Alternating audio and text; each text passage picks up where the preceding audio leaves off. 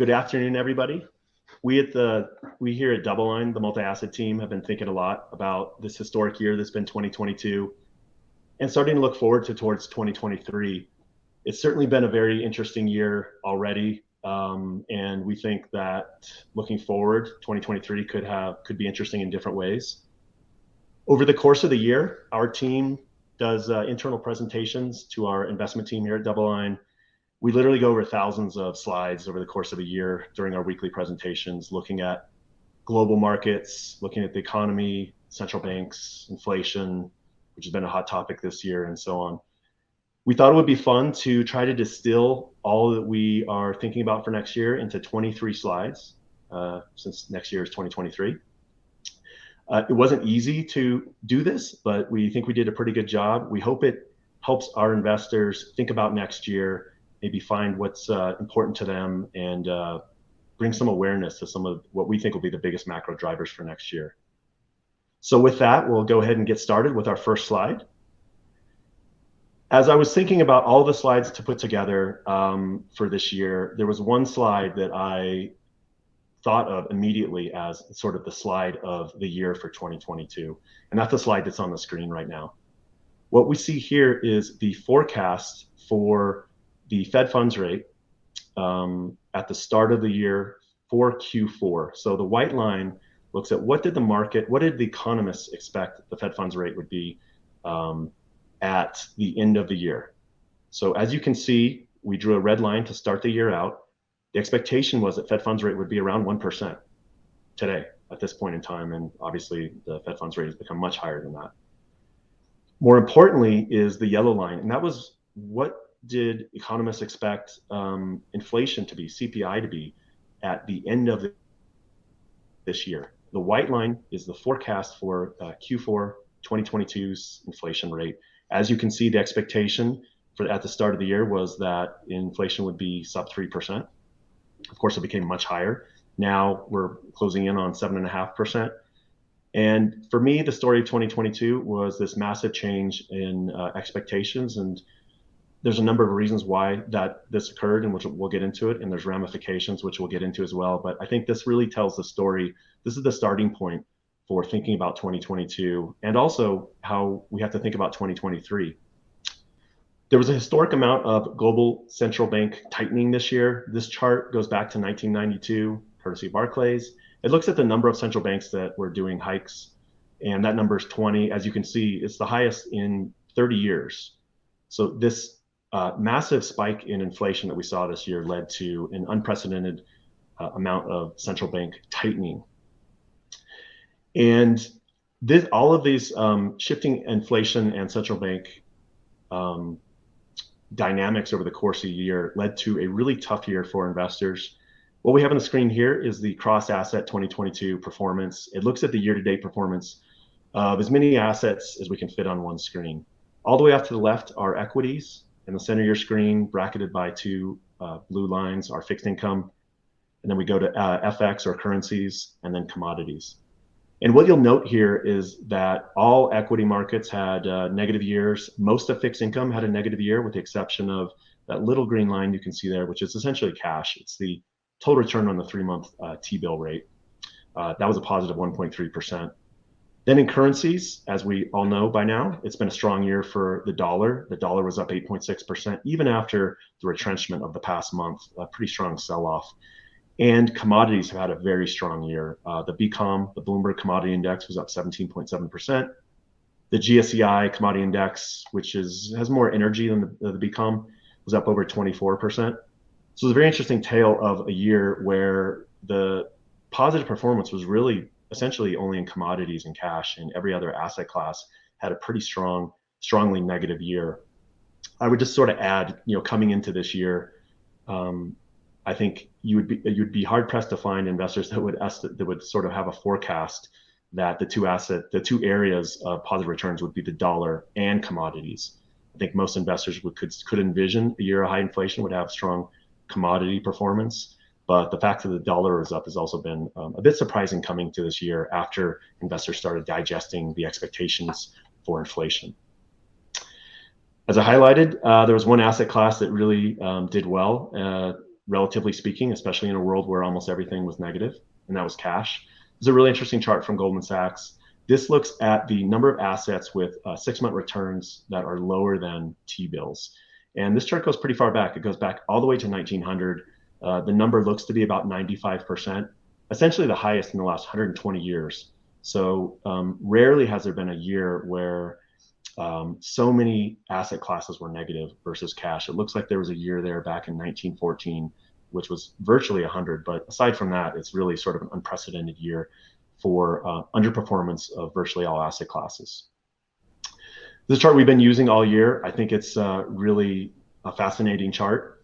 What this chart looks at is the Bloomberg US Ag Index performance by year for the number of trading days. And so if I can draw your attention to the black line at the bottom, that's 2022.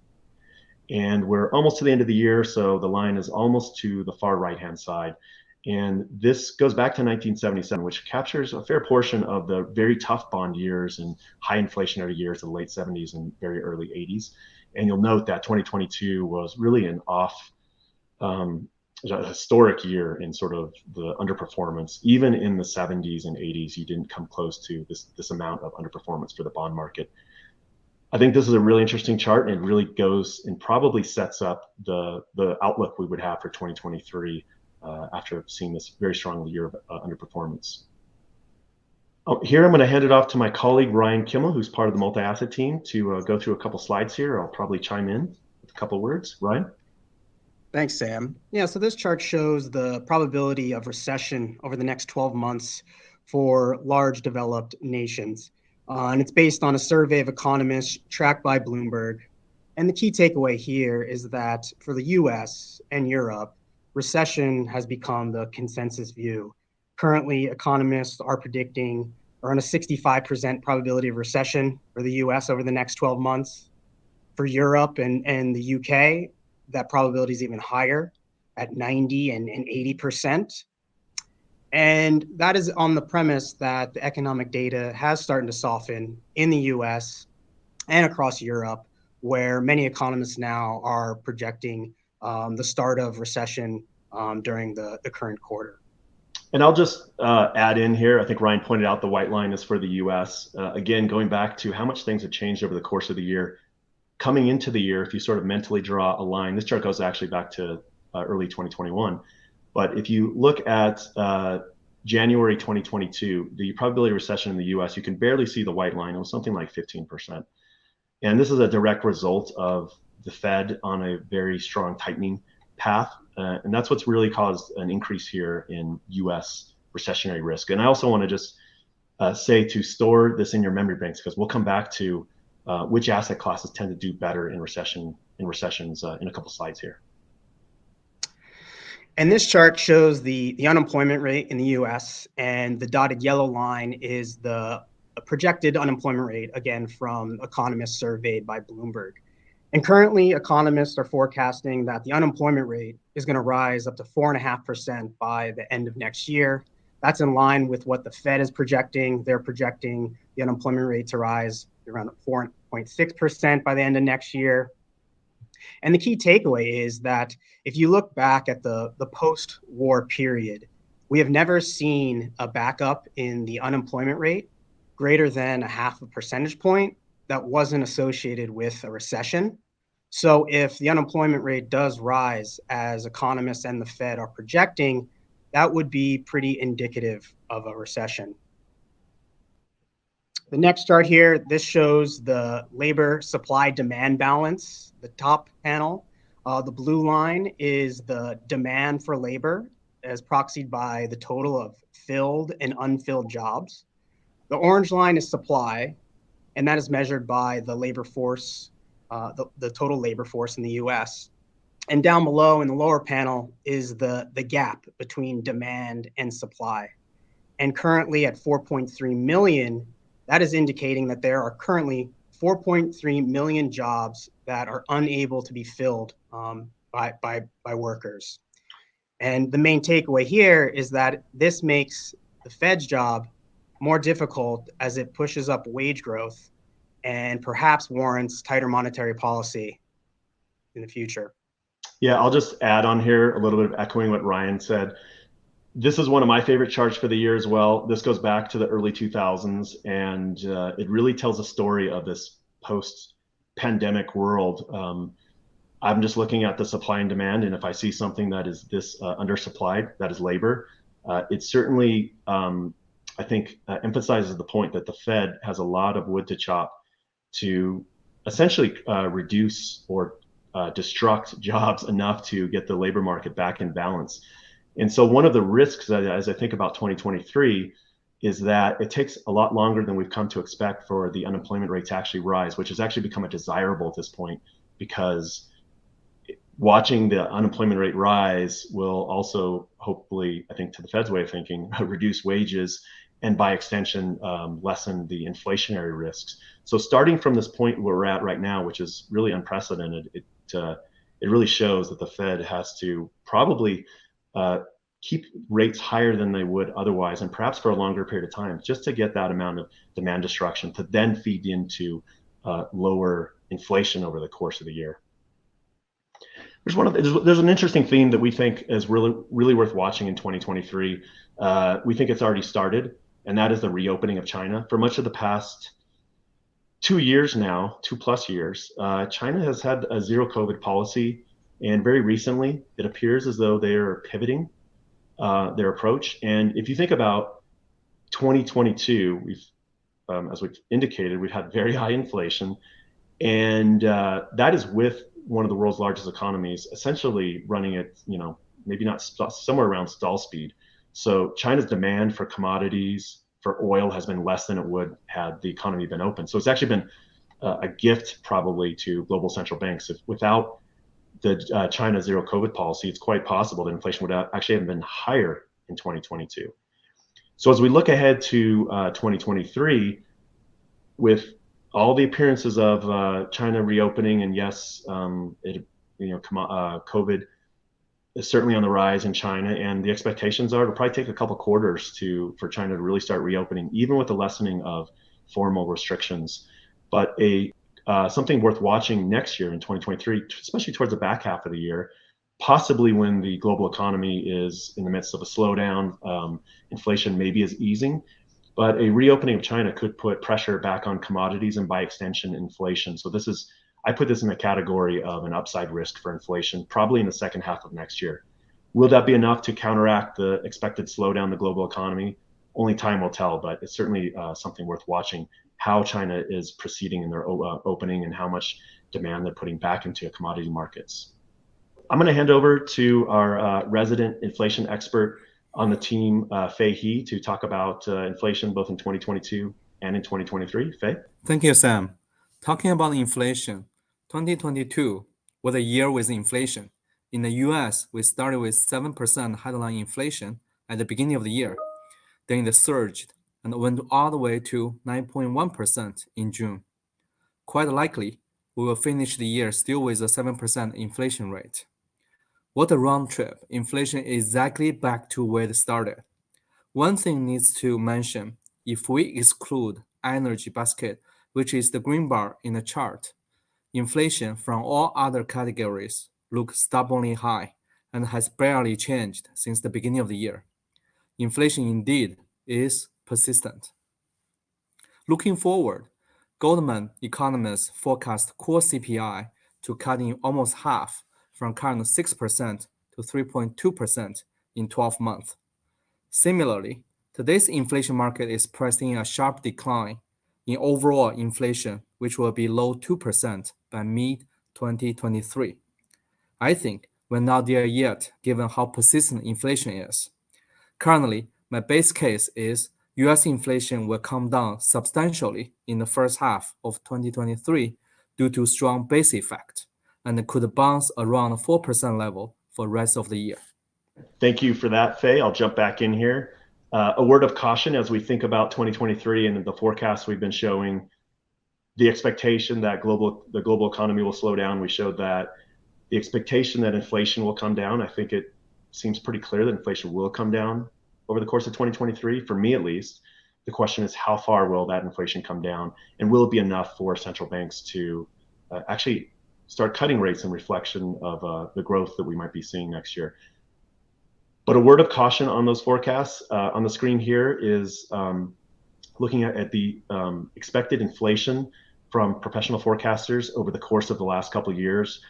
The blue line is where the actual path of core CPI, and the red lines are all the survey professional forecasters. And what you'll note is that investors and forecasters have consistently expected inflation to come down for the better part of the last 18 months. So if inflation actually comes down as expected, as Faye just showed, that would actually be the first time in 18 months that we've followed that path again. So the real question is, how much does inflation come down? Do we really get to that number that forecasters are expecting towards the end of next year after a long period of time where those forecasts have all been proven to be underestimating inflation?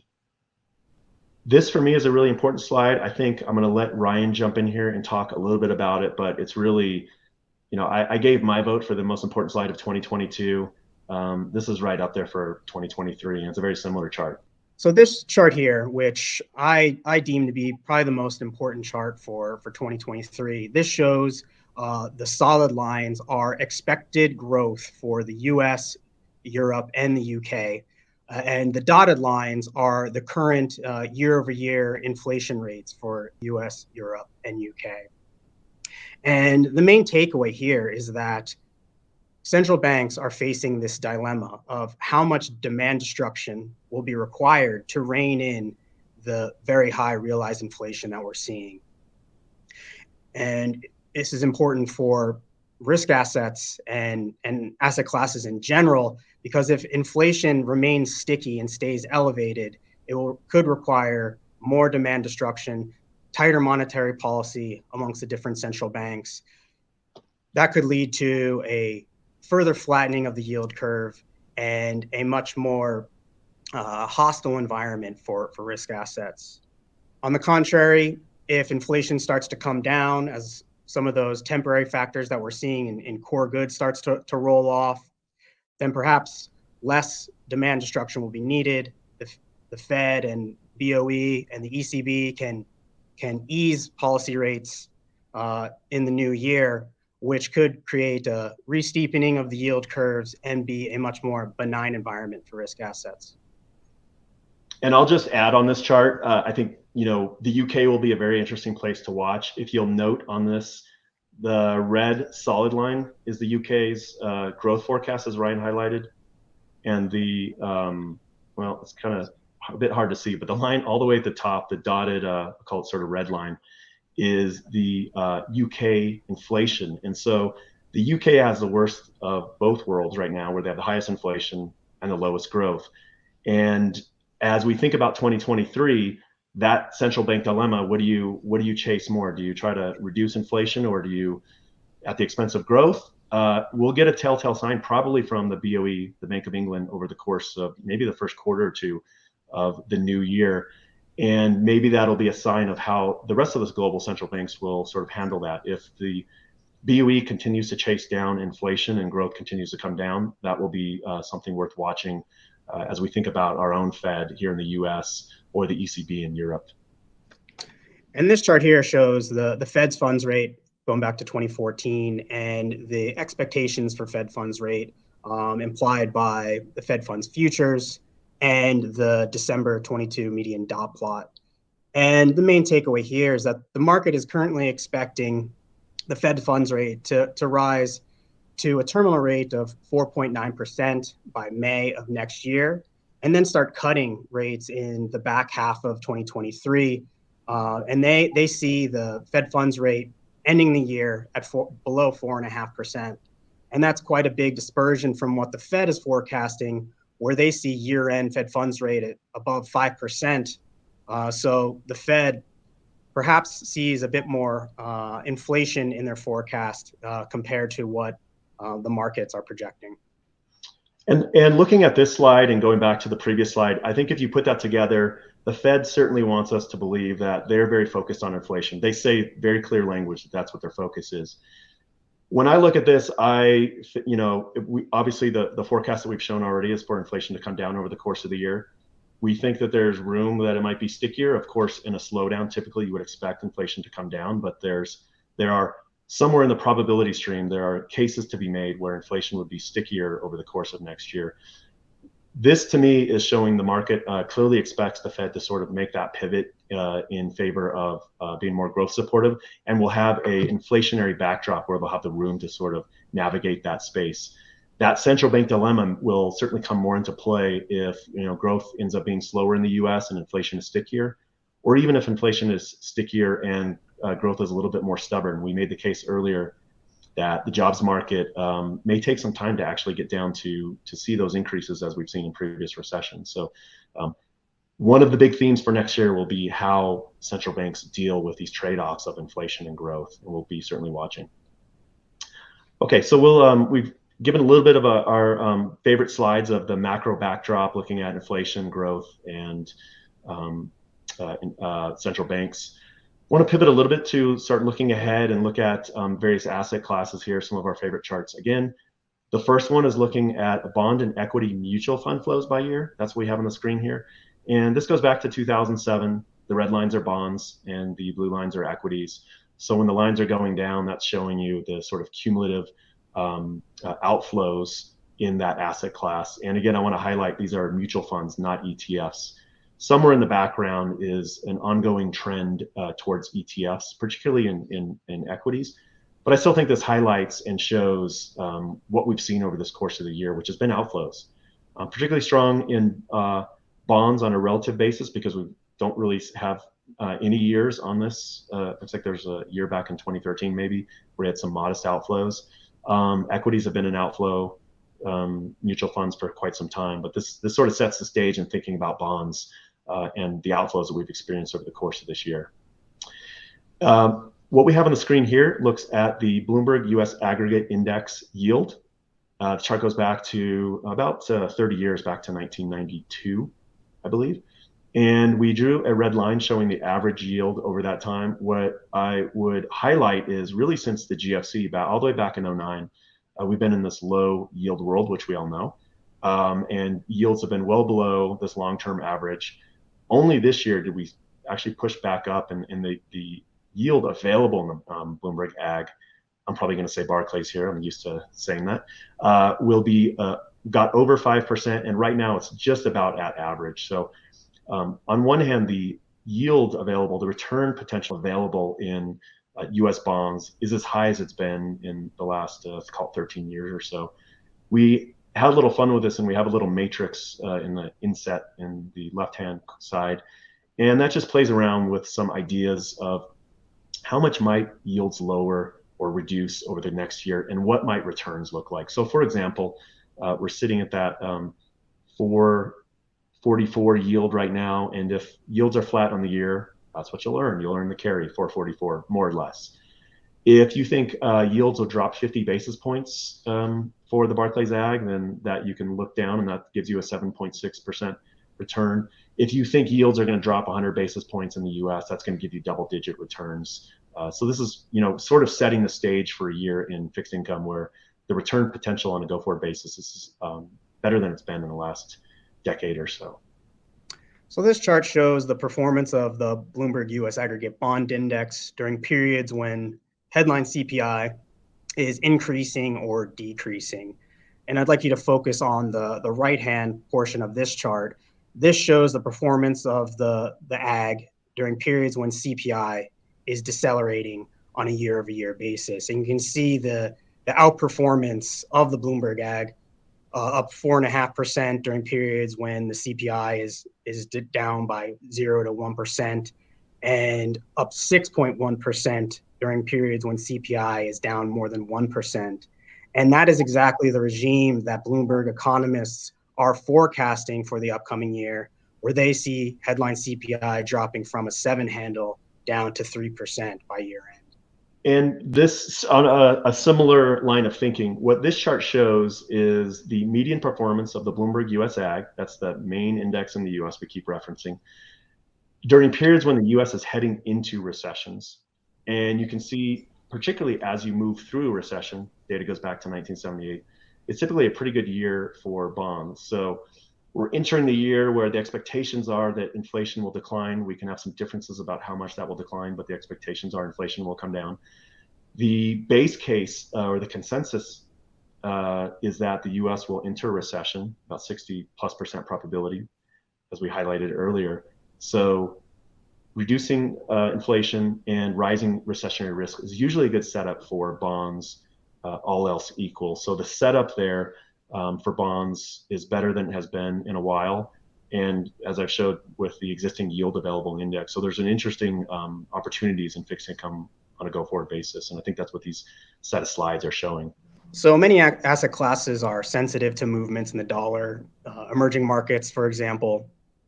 And a good dollar framework that has held up pretty well over time is the dollar smile theory developed by Stephen Jen. And the theory basically states that during periods where US economic growth outperforms the rest of the world, the dollar tends to outperform, and vice versa. During periods of global recession, the dollar tends to do well as it benefits from a bid of safe haven assets. And then there's a period where the US underperforms the rest of the world on an economic basis. And during this regime, dollar tends to be weaker. And this will be pretty important for investors to focus on in the upcoming year, because if there is the potential for a recession in 2023, that could lead to a bid for safe haven assets, which could benefit the dollar. But with that being said, yield differentials, which have been very supportive of the dollar over the last year and a half, might come down. So there might be some significant cross currents driving the dollar around next year. And that's a good segue into the next chart here. This shows the dollar, the yellow line, and the 10-year treasury yield, the white line. And you can see just how strongly correlated the dollar has been with yields over the last 2 years. And recently, over the last couple of months, we saw yields peak out in the US, and that has led to a weakening of the dollar. So come 2023, the dollar will be dependent on both, whether we go into a recession, cyclical factors, and the inflation dynamic and how that's driving Fed policy. And what we have on the screen here is just a really fascinating chart for me. This is looking at US equity prices versus the rest of the world. So it's MSCI US versus MSCI rest of the world ex-US. And this chart goes way back, all the way back to the 1980s. It's been a very interesting journey for US equities over the past, really since the GFC back in 2009. And I think the trend emerges from a lot of long-term charts that you see. You had the period from 2009 till somewhere around 21, 22, maybe, where maybe some patterns have shifted. I would be very hesitant to finally call that this relationship here is going to finally top out. But it is a pretty convincing reversal very recently that we've had there. Only time will tell over the course of the next year whether U.S. equities continue their outperformance versus global equities. We'll have to watch this and see how this sort of plays out, but it's just an amazing, consistent trend we've been on over the last decade plus. As well, what we see here is the FANG Plus. Those are highlighted there. You can see the stocks. And that is the dark blue line. The light blue line is the major 5 global central bank assets. So back in post-pandemic, or not even post-pandemic, but in the midst of the pandemic, back in 2020 through 2021, global central banks were on an unprecedented accumulation of assets, growing their balance sheets just massively over that time period. And you can see that it was pretty closely linked with the performance of the FANG Plus index. You could overlay many assets here over the last 5 years and see a similar relationship. This really sort of begs the question about the world we are going forward relative to easy money. We've been in really a decade-long path of global central bank induced easy money, and it was supercharged during the pandemic, and possibly peaking out as indicated by central banks very recently. And certainly, if you listen to the language from central banks, they seem to be very keyed in on inflation. I know there's many investors that are don't believe them and think that come the next recession that will be reversed. Very well may be the case, but over the coming possible year, we'll really get a sense of whether we're still in the easy money policy world or we transition to some other type of world, possibly a world of higher baseline inflation and spurred on by deglobalization and some other factors. But it'll be very interesting to watch what happens to central bank behavior, central bank balance sheets, as we reference often throughout this presentation. And I think you can see very clearly it really drives asset prices and should be something that investors should take into consideration for their asset allocation. And lastly, what we have on the screen here is a chart from Goldman Sachs. This shows the decline in cryptocurrency that we've had, the rise in the market value of cryptocurrency, and the decline more recently, which has been in the press. The subtitle from Goldman shows the total market cap of cryptocurrency has declined by about 1.5 trillion from its peak. And that is the blue line here, which shows total market cap. The red line, just for completeness, shows the US holdings of cryptocurrency, less wealth destruction there. And if you think about the fact that none of this has really spilled over into the traditional financial system, even with such a massive destruction of wealth, it's really been quite interesting. And I would suggest that if central bankers had to pick a asset class for the speculative cash to go into during that period of easy money, they would imagine or dream of something like cryptocurrency, where it wasn't very well connected to traditional assets, and so the assets went up, and then the value, and then valuations declined quite precipitously, and yet still we haven't so far had any major traditional banks or financial entities really sort of suffer from this. It's been fairly contained within digital assets. It's been a very interesting path over the last couple of years. We'll continue to watch how this develops, but it's been essentially a bubble that has been almost fully deflated at this point in time. So that's the 23 slides that our team chose to share for 2023. As I think back on the year that was 2022, for me, it all starts with inflation. Inflation expectations grew rapidly. Maybe in another universe, there wasn't the war in Ukraine and inflation didn't rise as much as it did, but it did. And central banks were left for much of the year chasing that inflation, and started the year behind the curve and sort of quickly possibly caught up. And we saw that play out in asset class valuation. It was a very tough year for investors. Really, the only places to hide out, as we mentioned, were cash and commodities. So it was really the year of inflation. And as I look forward to 2023, growth comes into focus. I think a lot of investors are focused more on what will happen to global growth, whether they'll be in recessions, and very focused on that. I think that comes out in a number of slides that we showed, particularly the expectation that the Fed will pivot.